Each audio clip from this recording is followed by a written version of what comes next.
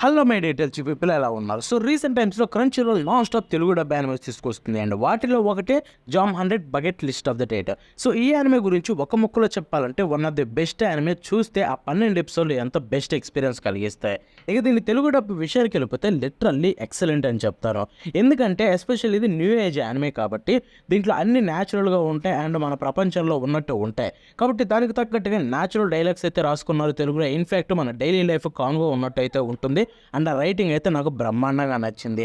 ఇక మన voice actors విషయానికి వెళ్ళిపోతే every one did a great job అని చెప్పాలి. అక్కడ ప్రొఫెషనలిజం ఈజీగా కనిపిస్తుంది.